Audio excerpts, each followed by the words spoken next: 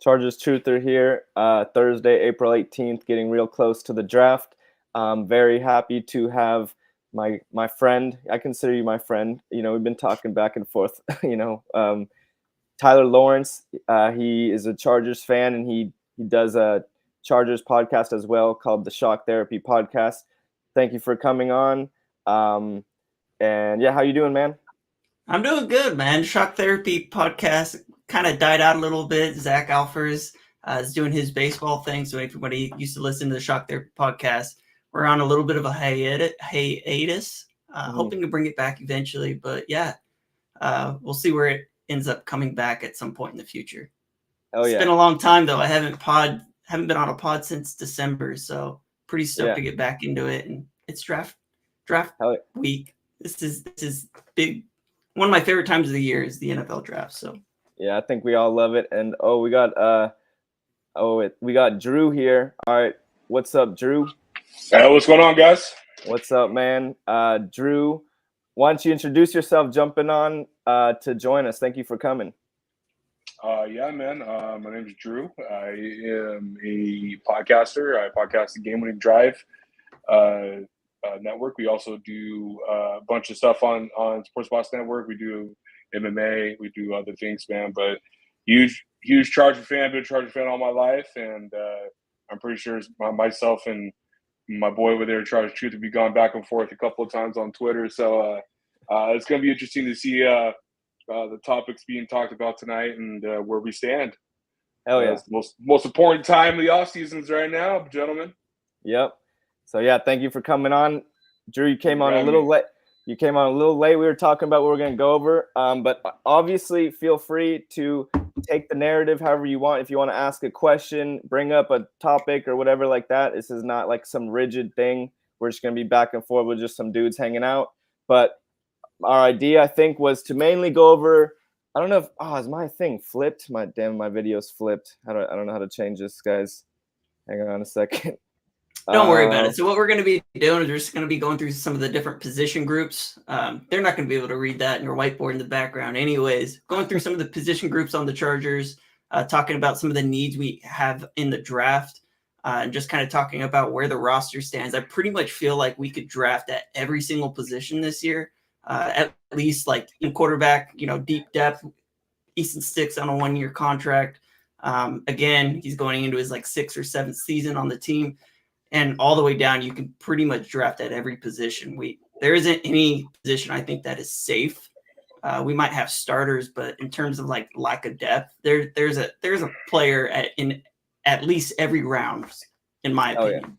Yeah, I agree. Well, first of all, to start off, I usually ask whoever comes on, how you became a Chargers fan.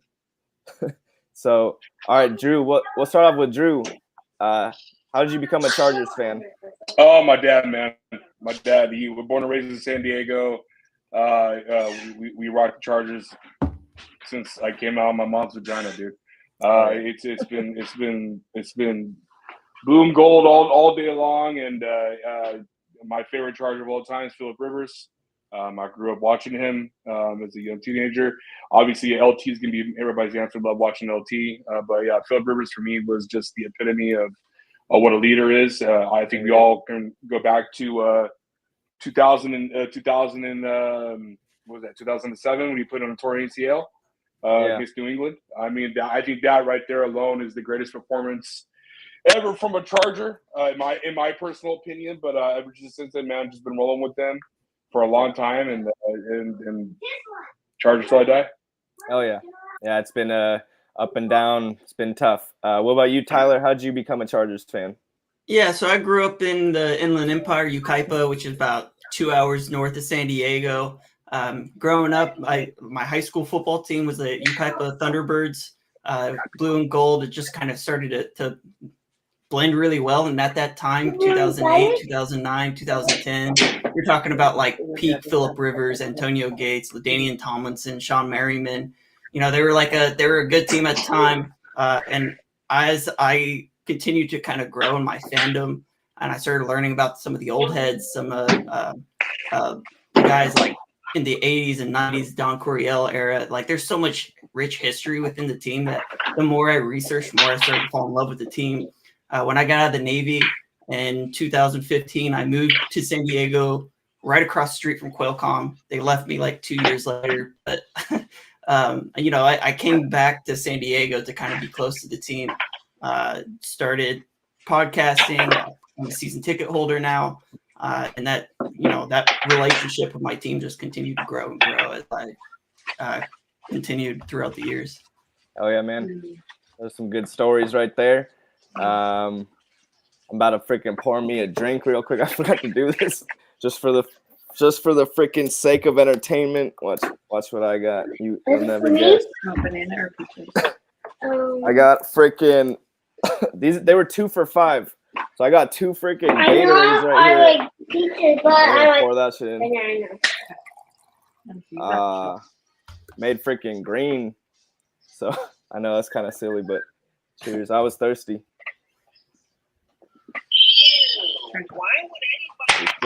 Hey Drew, I think bro, you got some background noise, bro. Yeah, it's my kids, man. My bad, but I might have to hit that, but yeah, you know what it is. All right, so if we're all good, I don't know if you guys want to jump into the positions, but honestly, all right, Drew already said his favorite player was Phillip Rivers, and I would agree. Phillip Rivers is actually my favorite player too. Just the traits he had, the character he brought, the freaking leadership, the passion, never missing a game. Those are things that I really value. Of course, he was a great quarterback. I love Phillip Rivers. I love Justin Herbert. I love I love a lot of Chargers players. Tyler, who's your favorite Chargers player of all time? Kind of have to go back to like Lance Allworth. Like what Lance Allworth did in his era of football is just kind of unheard of.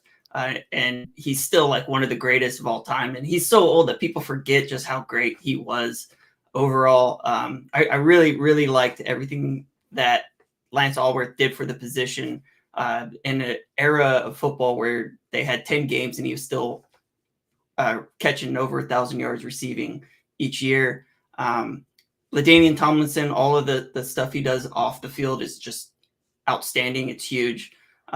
Not only is he one of the greatest running backs of all time, but the stuff that he does off the field, his Hall of Fame speech really like exemplified his character. And we were blessed to have had that. But the number one guy, it's Junior Seau. Junior Seau is one of the greatest of all time. Again, somebody who did a lot off the field for the San Diego community, and just what he meant to the city of San Diego throughout his years, his death, how meaningful and impactful that was to so many people's lives. Junior Seau is the greatest Charger of all time. Yeah, it's hard to argue against that. That's fair. So, all right. I mean, that's cool. We're gonna jump into how this team's look. Well, actually, all right. Hold up. We got a comment right here. All right, this guy says thoughts on Dobbins. I guess I'll go first. I don't know whoever wants to go first, but Dobbins looked like a productive running back. He was cheap, came from the Ravens, successful organization, dude that can be trusted to carry the ball. He may have some injury history, but honestly, get this dude on this team, give him the ball, and we need bodies to be carrying that rock. So I'm happy. I'm happy. It's gonna affect how we go into the draft, I think. And yeah, I give it like a freaking 7.5 out of 10. Give it 7.5 out of 10, maybe 8. Pretty good signing, I think. It was cool. Not like mind blowing or anything, but it was cool. Drew, what do you think about Dobbins? It's a beautiful signing. I mean, it's something that you've been preaching nonstop on Twitter, is running backs. So it kind of helps the 1-2 train with him and Edwards. We don't know what's going on with Spiller.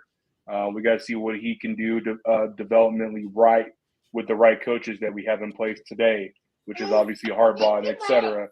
And for me, man, it's a good signing. It's a guy who has quick burst, does have a plague of injuries, really bad injuries. But it's cheap. It doesn't hurt the cap, and it's a bang for your buck. If he can return and give us something that is a good change of pace back with Gus Edwards, which I'm envisioning is going to be Gus in the red zone, getting the goal line carries, and then you can implement Gus and whoever we drafted, which is the Blake Corums or the Trey Bensons of the world. Who knows what we're going to get in the draft, but this is huge, man. I think I love it a lot. It's a great change of pace back, like I said. Good hands. He's an all around good back, bro. He's a really solid back. So yeah, I agree. I mean, we kind of said it all. Tyler, you got anything to add on that? What do you think? I mean, I think it makes sense schematically for the Harbaugh team, right? Going from one brother to the next, very familiar with his skill sets and what he's going to be doing in this offense. He does give you that change of pace back. You can have your big 240, 250-pound running back between the tackles, and you can have J.K. Dobbins kind of carry the rest of the workload. It's a low-risk, high-reward type of signing when you look at the cap space of it, and the Chargers aren't going to be locked into needing to draft a running back high.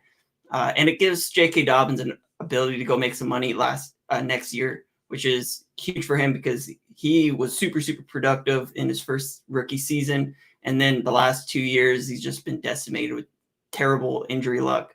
So I'm looking forward to see what he can do. I think he makes the team more fun and gives them more options on what they want to do in the running game. Yeah, I think we all agree there. I think it was good. Cheap. Brian Stowe saying low risk signing. Yeah, I mean that it is what it is. I like it. How can you not like that? All right. So I guess we go in again, feel free to freaking bring anything up, but I guess we're going to go evaluate this roster, pretty much how this team's looking right now. We could start anywhere, but I guess we got to start at the top. We know what it is. Justin Herbert's a great quarterback. We're so happy to have him. Backup, I don't know about Easton Stick. I guess we'll just give it numbers. I give this quarterback group a 9 out of 10 just because I don't really like Easton Stick. We'll try and run through this somewhat quickly. Eventually, I'm thinking we're going to get to a mock draft at the end, just 3-round real quick. Just for the sake of conversation. What the hell, So, all right, Tyler, what do you think about this quarterback group? What do you give it out of 10? I mean, we know what we got out of Justin Herbert. I really like Easton Stick as a backup quarterback. There's a reason he's stuck around. The job of the backup quarterback is not to play. It's to be a soundboard for the starter, help him in the film room, help him see things on film that you're asking a veteran player who's been in the league for a few years to be able to give that kind of information over to him. So I'm okay with it. And I think he showed enough in those 4 games without his top 3 wide receivers for most of those games. I think he had 1 game with Josh Palmer in those last 4 games. That offense, he was put in a terrible position. I think he handled it pretty well. And like I said, what you're asking for in a backup quarterback is not to play. Right. So if we're going to be drafting a quarterback, I still don't think it's going to happen until the 6th or 7th round, kind of one of those throwaway picks, a developmental guy. I still think we have Max Duggan on the roster. Not impressed with anything he did at TCU. So I do think that there is some room for competition there. I think that the Chargers are going to need to groom a backup quarterback for the future because I think Easton Stick probably could have signed elsewhere and try to get some playing time somewhere else. He's not going to get that opportunity here. So there is a need to groom a new quarterback. And I don't think Max Duggan is it. Yeah, I'd mostly agree. What do you think, Drew? Number-wise, I mean, it's 10 out of 10 just because of Herbert. I mean, we're talking about a top 5 talent-wise alone. I mean, we're not going to get into the specifics of what he had to deal with the absolute bullshit of a head coach and system he's dealt with the 4 years. 3 different OCs in the last 4 years or something like that. I mean, they're asking this kid to do way too much. So when the Harbaugh sign happened, I mean, this is huge and crucial for him because it's going to be a system he's going to be under, hopefully, guys, for the next 4 to 5 years, where it's going to be consistency. That's the first thing. Second thing is Easton Stick. I wasn't impressed with him, but I know he didn't have that much around him. And it's asking a lot for this kid to do what he could do.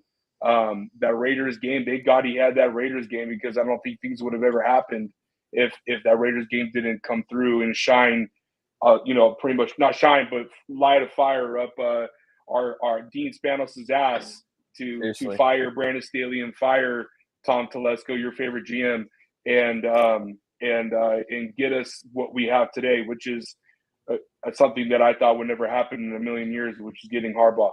I would have liked the veteran presence because I agree with Tyler here that he is a soundboard. A backup quarterback is to help him see what the quarterback does not see, if catch up on things and blitz coverages and gap stops and all that stuff is what a backup quarterback is supposed to do. But you have to be ready to play.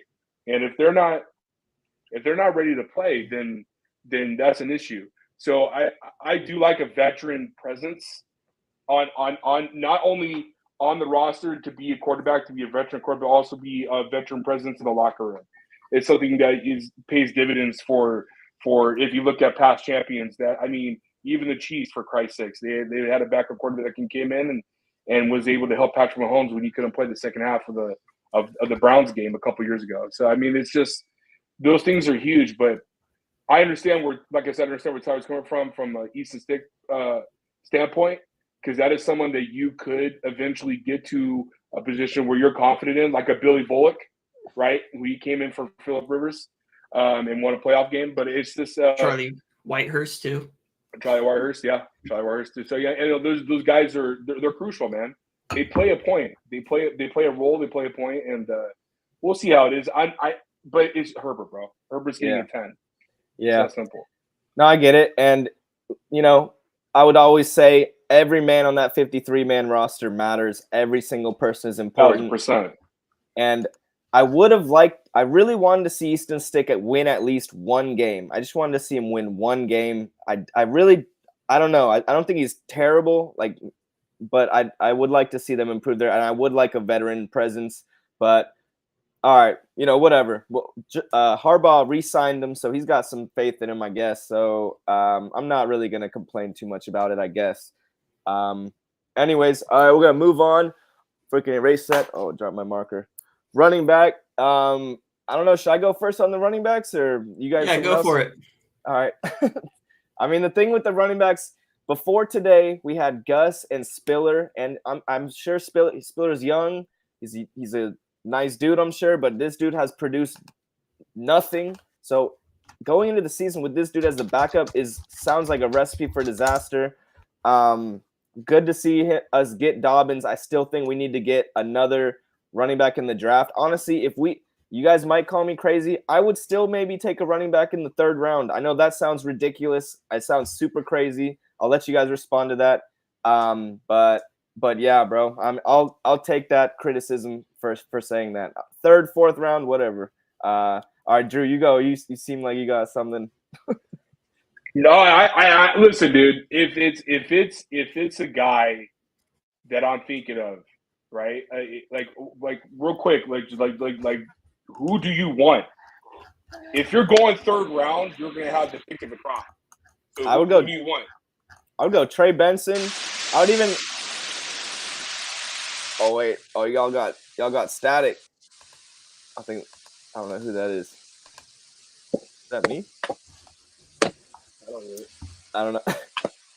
All right, hopefully it goes away. Hold up a second. It might be me. Oh no, it's Drew.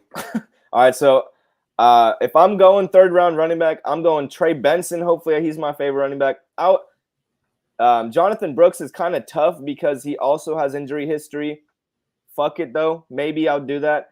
And those are probably the main 2 dudes I think are worth a high pick. It depends how the draft is running. Maybe running backs start to run in the 2nd, 3rd round. I think it's possible. But maybe Jalen Wright. I don't know, whoever. I want a bigger dude. I don't just want this small, shifty scat back. But yeah, I would be happy to see it. What do you think, Tyler? So I think with the signing of J.K. Dobbins, you can kind of push this down a little bit further. I'm not looking to draft a starting running back when there's way more positions in the draft that you need to go and get. There's a huge cluster of running backs in the 3rd and 4th round. Jonathan Brooks, Blake Corum, Trey Benson, Jalen Wright, Marshawn Lloyd, Braylon Allen, Audric Estime. Like, the only guy here that I really think that could carry an RB1 role would be Jonathan Brooks, in my opinion. I think he does a little bit of everything, but he's got the knee injury. And the rest of these guys are just going to be rotational players that aren't going to play this year. I'm more interested in developing Isaiah Spiller. You drafted him in the 4th round. He's only going to be like 22 years old. He's got 60 total carries. That's about it. So throughout his career, like if you draft a player, you have to develop that player. That's my mindset. You have to develop your team. You got to develop your young assets. And I think that he's a young enough asset who is in a terrible situation the last couple of years. Nobody was getting it down on the ground. That's not just Isaiah Spiller. That's Joshua Kelly. And that's even Austin Eckler last season. And Austin Eckler is not a bad back, in my opinion. But he's not schematically, I didn't think what they were doing really worked. And I don't think that they had the want to go up and get it in the run game over the last couple of seasons. I don't put the fault on Isaiah Spiller. I think you need to go and develop your players. A 4th round draft pick, you got to go and put him on the field and see what you got. And in this scheme, I think he's going to get a lot more opportunity to go and showcase what he can do. Well, you guys, you're static or no? No, you're good. No. I heard someone laughing at Tyler though. Yeah, no, I'm just kidding. Hey, so look, Tyler, 100%. I agree with you, brother. I mean, everything you said was right on the money, dude. Like there's really no more push and shove into the running back position because let me tell you something. With this scheme that we're implementing with Roman, I mean, proof is in the pudding. Every time he touches something, man, the running attack is always the top 10, top 15, the cream of the crop when it comes to the NFL. Isaiah Spiller did not get the toolage that he needs to develop as a running back. So we're going to give him that opportunity under Harbaugh in this offensive scheme. I think truthfully, you need to understand that not only that, the schemes that Kellen Moore and Lombardi were doing with our offensive line was not working. What worked for Eckler and his bread and butter was the catches, to be able to get open on soft coverages, on the flat zones, because that was also, aka Philip Rivers, his bread and butter. That is something that Herbert loved in that offense, especially Kellen Moore. Spacing. It's spacing and being able to move and do that stuff. When we signed Gus Edwards, I already knew what the vision was, right? It's round and pound, and we're gonna keep on doing that, and then we're gonna implement play action. That's what's gonna happen with this offense, and so yeah, I'm okay with Spiller, I'm okay with J.K. Dobbins, and I'm okay with Gus Edwards. If you're in a position like Tyler said, if you're in a position where we're in the 5th or 6th round, and just throw it out there, the Texas running back, I can't think of his name. Jonathan Brooks. If he's there, by all means, go for it. If that's something that you need to groom to the future, go ahead. But it's not, like I tell you all the time and on Twitter, it's not a necessity in this game today. Maybe in this scheme for what we have now, it's fixed, right? It's fixed.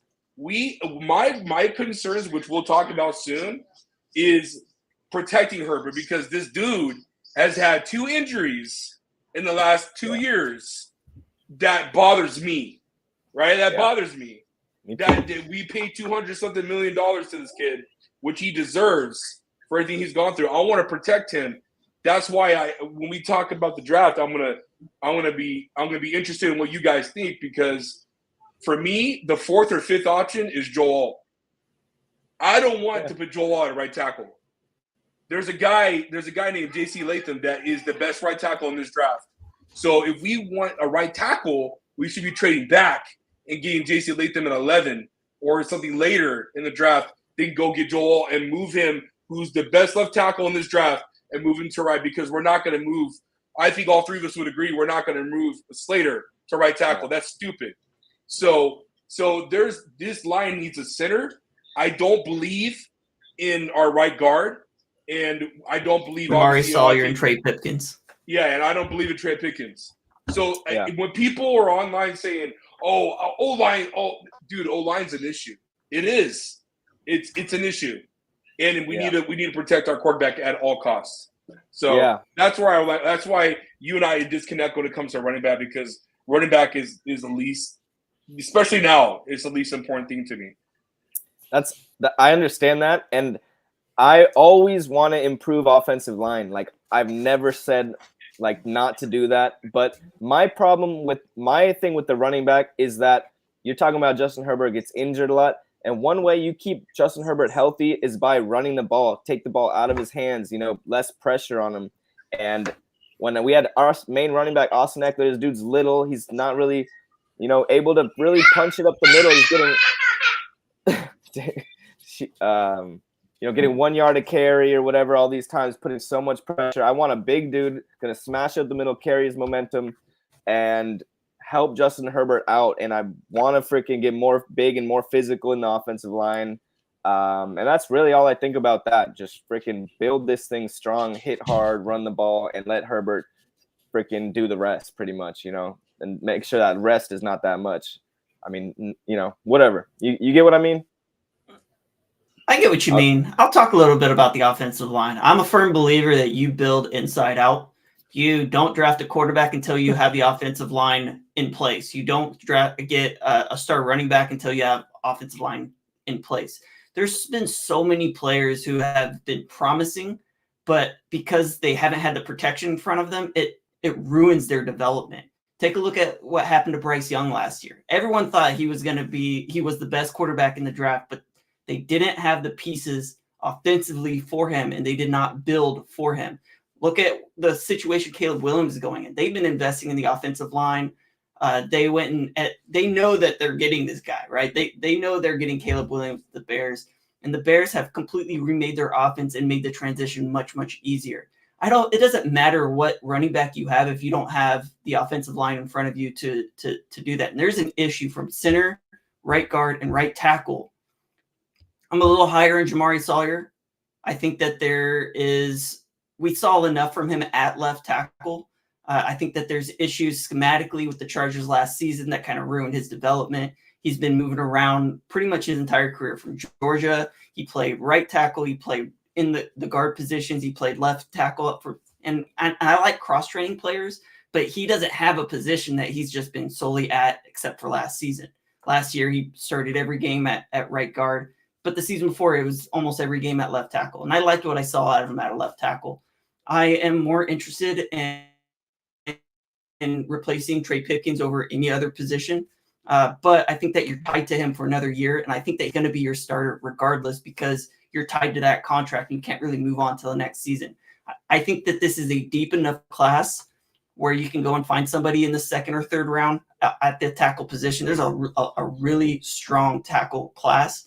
You can go, and I would totally understand getting J.C. Latham with the 11th pick if we trade back with the Vikings, or getting Fashanu or the Oregon State kid. But I think that there's other positions, wide receiver being one of them, defensive line being another one, where you can still find really, really good players later in the draft, and you are not tied. My bad. You are not tied to getting an offensive lineman early in this draft this year because I think that you have your starting five in place and you can still continue to build that out over the next couple of seasons. I think that Harbaugh is going to be able to get more out of these young players from right guard to right tackle and left guard because Zion Johnson hasn't played exceptionally well either. I think offensive line takes a little bit longer to develop than other position groups, but I'm not tied to drafting one at 5 or at 11. I'm okay with getting one in the mid rounds, a developmental guy, but we definitely need to replace Trey Pipkins next season. Okay, all right, I feel that. I guess we're going to be jumping to offensive line right now. Drew, what do you think about the O line? Yeah, I think I already said it, but I as of right now, currently standing, I mean, I would probably give it like a 6.5, 7 out of 10. We have no center.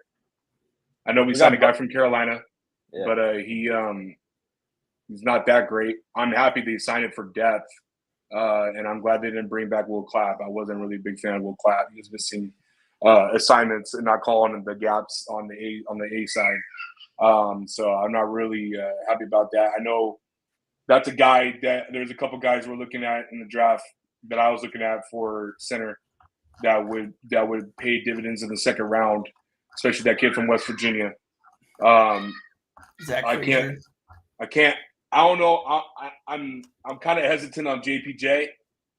I've heard a lot of bad things of his work ethic and his lack of IQ and feet work.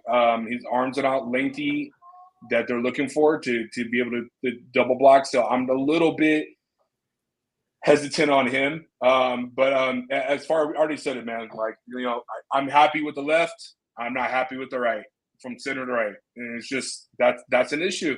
It's an issue. Yeah. You go ahead if you got anything last. I really like JPJ. I think that he's the best center in this class. I think that the biggest issue I have is there's been some medical things floating around. Nothing like concrete, right? Like nobody's saying exactly what it is, but maybe it's just Twitter, right? Maybe it's just people talking about it. But I think that when you see him on film, I think he's the best player. Arm length, I'm not as much concerned with at the center position. I look for intelligence and I look for power. Typically, you don't need as much power at the center position because you got help on either side of you, but you have to be intelligent. And you saw the massive difference we had with Corey Lindsley versus Will Clapp. Like night and day difference on how the offense ran. But I don't think you're tied to JPJ in the first round. I think that there's three or four really good center prospects. I know Graham Barton has been thrown around as a potential center. He's played mostly left tackle his career. I think he had half a season where he played at center, but he moved around to guard too. Zach Frazier is really, really good. If I have a first round graded JPJ, Zach Frazier, I think he's really close to that first round kind of area. And I really like Cedric Van Pran from Georgia. Bo Lemer looks really good. And then you even have some talks about Drake Nugent being a sleeper in the later rounds. So this is a good year to go and get a center prospect. Whether or not you believe you need to get him early or not, we'll see what the Chargers do on draft day. I'm probably looking in the mid rounds if you're not getting your wide receiver first or second. Yeah. Well, I mean, listen, all I got to say about the offensive line is I'm always looking to improve it. Only person I'm probably is untouchable is Rashawn Slater right now. I think he deserves that untouched. Zion maybe even like a little bit, give him a little bit more time. But listen, it just depends how the draft falls to me. Whoever is there at second round, third round, freaking whatever round, you see who's there. If it's a tackle, if it's a right guard, center, whatever, you consider it. And if it matches, then you pull the trigger. I think we definitely need to be concerned with that offensive line for sure. It's, incredibly important. And really, that's all I got to say about that. So, all right, we're going to be moving on, I think. Trying to hit all these. I do need to leave at 7, so we only got 25 more minutes. I don't know if we're going to hit all these. You guys want to talk about receiver? You want to talk receivers? We can talk about receiver a little bit. Drew, why don't you go first? All right. Well, yeah, dude. So my first, well, obviously our receiver room sucks ass. I mean, it's Josh Palmer, and then hopefully a young kid that could develop and become what we envision him to become in QJ. First of all, Tom Telesco, I hate him. I'm so pissed off that we drafted Quentin Johnson. He was the guy that I did not want on Twitter constantly last year. It was Jordan Addison or Zay Flowers for me if we were going to go receiver. And then I also was on the band camp of Dalton Kincaid. I mean, it's just these are dudes that were way higher on my board than Quentin Johnson. I don't know why they fell in love with him. I know he's tall. I know he's lengthy. But, dude, the guy had no hands in college. So I don't know what they were looking at. It really annoys me. I got to let it go.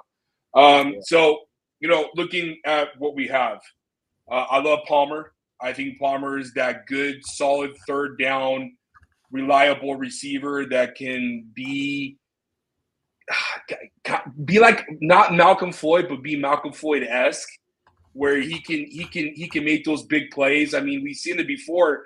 The guy made an outstanding plays, if you guys remember, against that Raiders game where we had a win to get in. I mean, that fourth down play where he caught that touchdown was absolutely clutch. Just injuries has just hampered his progression. So I believe that he's a solid number 2 or 3. that's why it leads me to what I got to say here in our draft. I'm an MHJ guy. I think his comparisons is to CeeDee Lamb.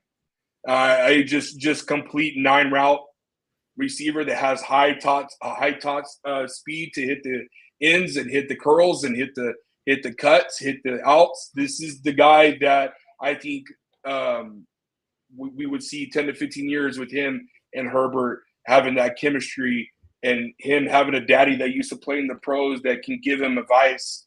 MHJ would be the home run pick for me at 5 if the Arizona Cardinals want to be idiots and not want to take him or trade back.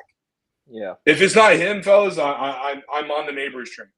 Yeah. I am on the Malik Neighbors train. Now the problem, the reason why it works is because you have Palmer, and then it works even more if QJ develops. If he develops and becomes that dude, then you don't have to worry about red zone.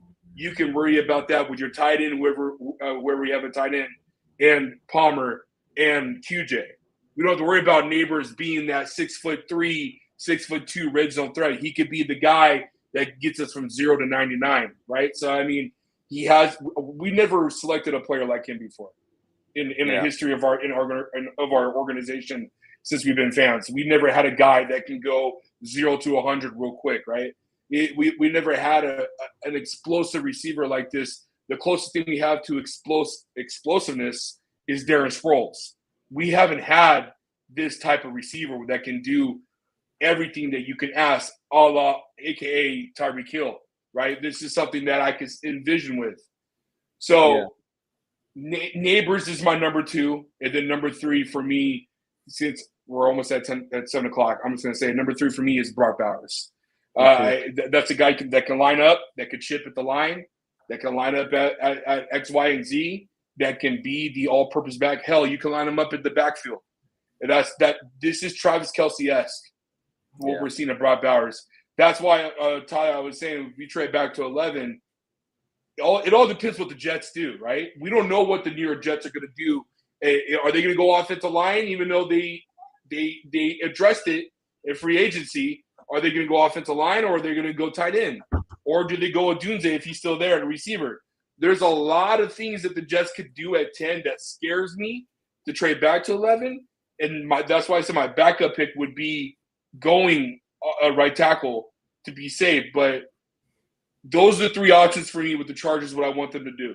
If it was my world, is MHJ, Neighbors, Bowers, unless there's a crazy trade with the Minnesota Vikings where we can get those 2 first-round picks and a first-round pick next year, then I'm automatically taking that trade. So. Yeah. All right, I'll go real quick. I'll let Tyler, you go after. I agree with you there. I'm going MHJ, I'm going Neighbors, and I'm going Bowers 3rd. I'll trade back if all 3 of those guys are gone. I will take Bowers at 5. I'm not going to risk losing him. The thing is that when we had Keenan, even after Mike left, I thought receiver, we could let it be. We didn't need a receiver at 5 or in the first round, really. But losing Keenan and Mike, it's forcing our hand, and it just happens to line up properly with the MHJ and the Neighbors. So I think that'll be the pick for sure, unless some unseen scenario happens. They're both gone by the time we go, and I think we gotta address it. It is what it is. I think that's ideal. MHJ or Neighbors at 5. I think that's what's got to happen. What do you think, Tyler? So I got Malik Neighbors as my number 1. I think that he just offers a level of explosiveness that Marvin Harrison Jr. doesn't. You're talking about the run after catch stuff, like the 4.4 speed, 4.38 speed, and I think that he just opens up an offense a little bit more. I like Marvin Harrison Jr. Don't get me wrong, but I'm so tired of the big body go up and get it type of wide receiver, and I think Harrison offers a little bit more than that. I think he's a better route runner for a big guy, but I want explosion, and Malik Neighbors is explosion. That's just what he does. I'm also really, really high on Rome Odunze. Something that I've been seeing kind of pop up as a potential draft scenario is trading back with the Vikings and then trading back up. Get a ton of draft assets, turn around and trade back into like 7 or 8 and pick up one of the big 3. Rome Odunze is just as good as those guys. I don't think he offers the explosiveness that Malik Neighbors does. I think he's very well polished, and I think he's going to be a wide receiver 1 in this league. I don't know why Rome Odunze does not get the same hype as Malik Neighbors or Marvin Harrison Jr. I think he's kind of a blend of both. He's a go up and get it guy. He's a route runner, and he just demands attention. And he was in an offense that really fit his strengths. I'm okay with all 3 of those guys going in the top 10. And if one of them's there at 11, great. I don't want to wait and miss out on one of the 3 best wide receivers in this class. I just don't think we can do it. I'm okay with Brock Bowers at 11. I love Brock Bowers. I think that we have to go wide receiver in the first round, first pick, and it's got to be one of those 3 guys. You cannot miss out on an opportunity. And I think that we have some really good prospects in the second and third round, even toward the back end of the first. But I think you have to get a true wide receiver 1 on this team this year. Got to do it. Yeah, I feel that. I think we're somewhat, for the most part, on the same page. I don't know if we got time to go over one more and then do a mock draft. I don't care about mock drafts. We're pretty much, we can pretty much talk about the first round being what it is, right? We're going either wide receiver, offensive line. I think Brock Bowers is kind of a distant third, but we know that in the first round it's going to be one of 5 players between picks 1 and 11.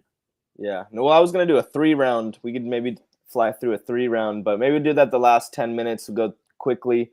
All right, we got time for maybe one more position group. I don't know which one you guys want to talk about. Let's just talk about your favorite defensive players. Make it easy. On the team right now or on the draft? In the draft. In the draft? Yeah, some of your favorite defensive players. I mean, I like the defensive tackle from Texas, the Byron Murphy. I like that guy. I like Tavondre Sweat. I'm looking at defensive tackles. I think that's something we really need. And also linebackers, but I don't think it's a very strong linebacker class. I'm not really interested in that Peyton guy. I'm sure he'll be good, but I'm looking for, D tackles and linebackers. I know we need cornerback as well, but that's what I'm looking. What do you think, Drew? Yeah, man, there's like no linebackers, so I wouldn't even really consider talking linebackers unless we're in the 4th round. Then we'll talk like Jermaine Trotter Jr. or Peyton. I mean, those are the 2 guys I like. Safety's not great this year. There's the great white hope in Cooper DeJean that a lot of people are, he's listed as a corner, but they'll say he could play safety or he could be in a hybrid. I just don't think he's the cream of the crop. I don't want it. So look, it's corner. I mean, obviously it's corner. We've had a horrific history in the last couple of years, right? I think all of us would agree. The only shining spot when it comes to Tom Telesco is taking Asante Samuel Jr., which still I think was lost in this defensive scheme, as was Derwin James, who I keep on reminding people this guy was a dog his rookie year. Then ever since then, we're still living on that rookie year.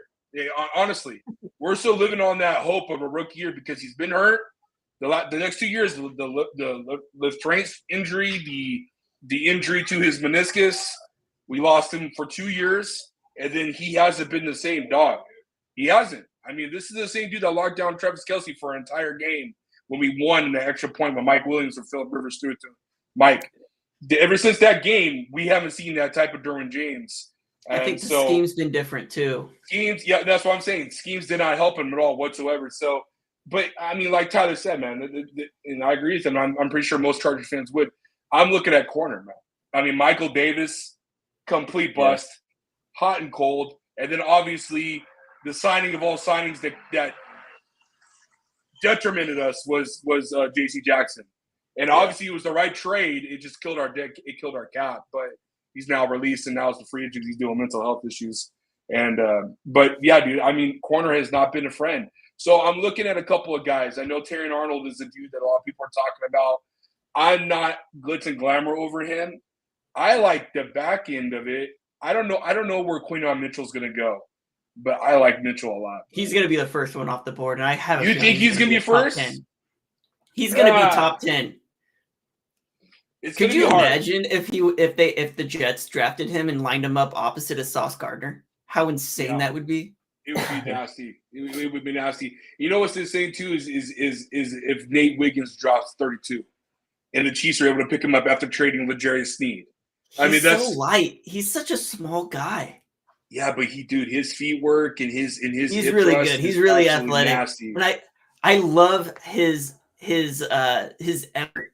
Right? Like, did you see the clip where he chased down yes guy 80 yards, 85 yards, and then punches the ball out? I know. Insane. He's a beast, bro. He's a beast, bro. They're that's what I'm saying. Like corners is such an important position, but I'm also on the defensive like D tackle, but the D tackle class in the first 2 rounds, there's 2 dogs, right? There's the Byron Murphys and the Johnny Newtons of the world. Yeah. Can one of those guys drop to 36? Right? Are we 36 overall? I think it's 37. 37. I mean, can one of those guys? If one of those guys drop, you imagine if we could pick up one of those 2 dudes at 37 overall, when both those guys have first round grades, that's what I would be absolutely insane. Because you guys know the issues with Johnny Newton, why he's dropping is because of his lack of size and not being able to, people don't think that he can have the same type of explosiveness as he did in college in the NFL. It won't translate. Bullshit. You freaking give this guy that opportunity with the Tulus and I'm not a big fan of Joey Bosa, but the Bosas of the world and the Khalil Macks of the world. If these guys can stay healthy and they can help this young man be the guy that he needs to be, we haven't had a D tackle, gentlemen, since Jamal Williams. Let that sink in a little bit. Let that sink in. We haven't had a D tackle as good as Jamal Williams. Hey, you're speaking the choir. Dumbass wanted to draft a Notre Dame kid that was 6 feet, that had anger issues, that was kicked off the team, and somehow he still wanted to draft him. I'm not even going to say his name because he's not worthy of it. That's how bad Tom Telesco was. So we need a D tackle presence, but I'm with Tyler on this truther. We need a corner. We need a dog. You got to find one. You have to find one. My number one guy it's Kenyon Mitchell. I think Kenyon Mitchell's outstanding. I think this is such a deep defensive tackle class. And I think that the best defensive tackle, regardless of position, is Devondre Sweat. What he does to get interior pressure is insane. I don't like the weight issues, and I don't like that he was just arrested last week. You like Sweat over I like Murphy? Sweat because I think that he just does so much for the run game, and he does get pressure. He doesn't get around guys, but he walks guys back. If you watch his tape from the Senior Bowl, he's insane. Like he is 370 pounds or something like that. I like big guys in the middle like that. I don't know what the scheme is going to exactly look like coming from Michigan. Michigan did everything. They didn't have a defense. It's going to be a 3-4. It's a blend because if you look, they do a lot of different things. But I love getting a big 360-pound dude who just walks guys back. What's the name of the Bucks defensive tackle? Vita Vea. That's what he is, but bigger, not as athletic, bigger. Yeah, he's insane just in what he does. I think that we definitely have a lot of positions to go through on the defensive side of the ball. Linebacker, the only one that I'm willing to draft somewhat high is Edgerrin Cooper, and I don't think it's a big enough need. I like Edgerrin Cooper, but it's just not a big enough need, and the positional value just isn't there. Yeah. Hey, we're on the last 10 minutes. I think we owe it to the people to do a mock draft. Honestly, I think we should do it. It's just 3 rounds. Are you down? We'll try and do it quickly. Yeah? All right. Yeah. All right, let's see. See what I can do. All right. Can y'all see that? Nope. Wait. Yep. Sorry. All right, y'all see that now? Mock draft. All right. I mean, we'll try and do this quickly. So you can see Neighbors is there. All Odunze, Bowers. I'm going Neighbors. You guys disagree? Yeah, I think we have to go Neighbors here. Yeah, it's Neighbors. All right, go Neighbors. So that was kind of a no-brainer just because the situation that we're in. Now it gets interesting in the second round, I think. Again, we got 9 minutes, so we got some time. All right, you Zach see Frazier Newton right just there. went. Yeah, Frazier right there. We got Newton, Franklin, Newbin, McConkey, Sainstrill, Penix, Keon Filter Coleman. What do on you got? defensive tackle. See who's Alright. available there. I think that there is a need for a defensive tackle pretty high. What the fuck is defensive Go tackle? back up. Oh, DI. D-line? Yeah. DL? DI. Defensive Okay. interior. Yeah, I mean, I would probably go freaking Newton, I guess. I'm not the biggest fan of him, but, like, if he's fallen all the way to the fifth, like, to the second, I mean, like Drew said, I would take him. What do you guys think? No, I don't. Who's that corner? Corner? Here, let me just – God damn it. Sorry, guys. So, But they're because those both are the safety. two positions I'm looking at in the second round. I'm looking at cornerback and defensive Sainstrill? interior. You got Sainstrill. I'm okay taking Sainstrill, too. Or what is the name? Sanders? Are you I got a question. Are you drafting a tackle in the second round? Is there a second round tackle you like a lot? Oh, yeah, I like King Suamataya. Yeah, I'm a big fan of this kid. I don't know I if love he's gonna that be guy. there. I think he's gone now. Yeah. He's gone. That sucks. Yeah, I'm Oh. not a big Mike guy. I know Harbaugh will look at him. I'm still taking Newton over Mike. Yeah, I'll take Newton. What do you think? What do you think? What do you Tyler? like? Do you like Braden Fisk? I don't know. I'm not that high on him either. I like He had Murphy. an outstanding combine. He's super athletic. Let me see. I want to see where freaking Tavondre Sweat is. Oh, he's way down. I would even take him. He's Yeah, not we're not wrong. going to take him. He's probably not. a There's- two-down player. There's a dude. I also like scrolling down a little bit. Scroll down a little bit. Where's he at? Is he gone? I thought I just saw him. TJ Tampa. I like TJ Tampa. Little TJ baller, can play Tampa's a slot. stud. He's a stud. Where? Where's that? I don't know where he's at. I saw his name, but he might have been taken. Never mind. Oh, the Right there. cornerback. Right there. TJ He's Tampa. at the very bottom. Oh yeah. The he's a cornerback. beast, I like bro. TJ Tampa as well. Solid player from Iowa State. But like I said, man, we're going D I think it's tackle. Newton. If it's me, I'm going D tackle.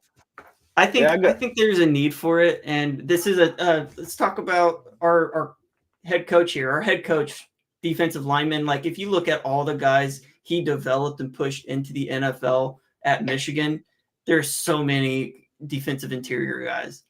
I could see Javon Newton. He's a trench guy. Yeah.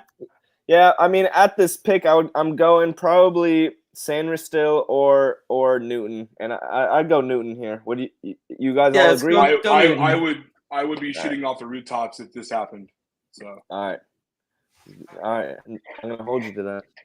no, I'll record it. I'll watch Another it. guy I really like Xavier Legette. Just throwing that out there. Sneaky pick. Okay. All right. Look. Hey, don't. You might not want to listen to me, but I'm going Trey Benson right here. I don't know. I'm not going Trey Benson. You're on your own there, man.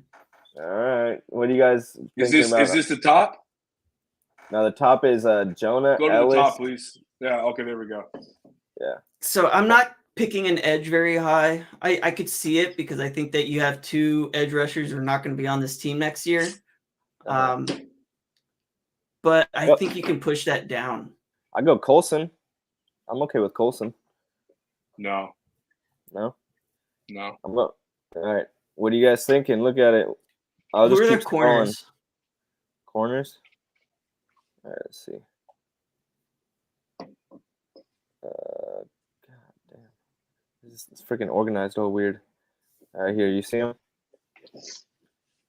Kyrie Jackson. I think I've heard of him. The only one I've watched here is Kalen Carson. And I think that's really rich. If you look at his rank, it's way down there. Yeah. What about centers? Yeah, centers. All right. So I have watched a lot of centers. Interior. I like BB. Although BB I really like BB as well. BB is my Pran. pick for sure. BB is outstanding.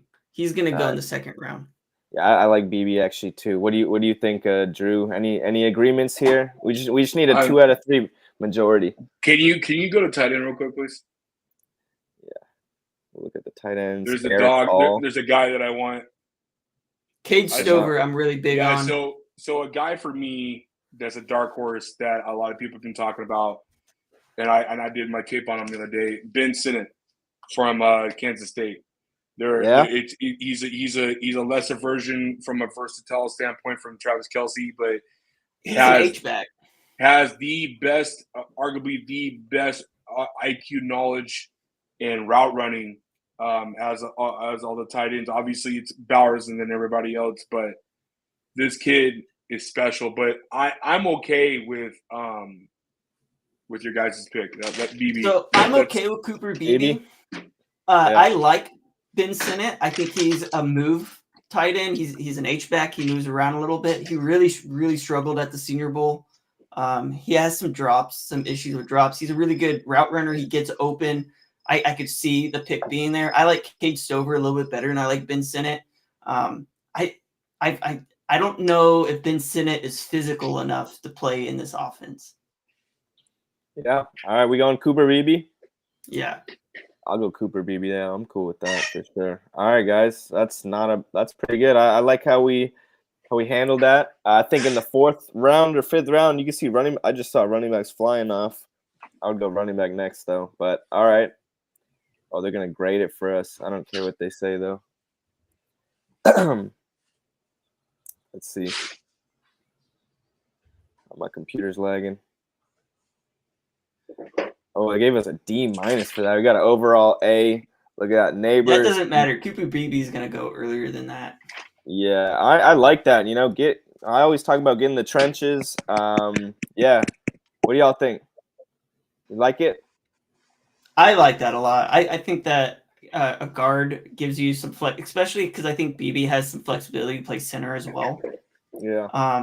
And you get because I think one of the other issues the Chargers have had is lack of depth on the offensive line. It's always been the starters with some really late round draft picks that have been filling in. Like, I don't know why the Chargers have been so against having a veteran offensive lineman at either guard or tackle position. Yeah, I could see it. All right, I guess that's it, guys. I think we're wrapping this up. Any last statements? Anything else from you guys? Y'all good? Yeah, I'm good, man. All right. Well, I would just like to say thank you guys for coming on. Had a great time talking with you guys, and I would love to have you guys anytime. Whatever you guys want to do. Yeah, we'll do this again. Thank you guys. Cheers. Yeah, man. Appreciate this thing. All right, bro. All right, Tyler. Later. We out here. Later, bro. Thank you. Oh, shit. Look, we got the last guys. All right. I guess I'm by myself. I'm going to go through all these comments. I'm dead even on MHJ or Neighbors. Dang, I still got people watching. All right, let me go through this. I'm going to skip some of these comments because some of you guys are too goofballs. Yep. Yo, Spiller got 0 opportunities. That's not entirely wrong. I need to see things to believe him, though. Running back in 5th now. Yeah, maybe so. I could see it. Harbaugh can get undrafted free agents and have them perform. Yep. The latest scenario with Denver for top QB. First, a second, and Pat Surtain. I would take that. Yeah, I don't really know when they're picking though. This guy says the Chargers deceivers here. Hey, make your own minds, guys. Make up your own minds for yourselves. I'm just speaking my piece. We do not need running backs anymore. I mean, maybe we don't need it, but I would really like it. It's a luxury. I really would. MHA or Neighbors at 5. Yeah, I agree with you there, Sean Douglas. Trade down scenario. I would not trade Joe Alt. I would not trade Slater. So, all right, guys. Thanks for coming. Bolt up and peace out. I'll be around. Thanks. Hit me up anytime. I'm very friendly. I'm inclusive, and I love to talk football. I love to talk Chargers. All right. Thank you.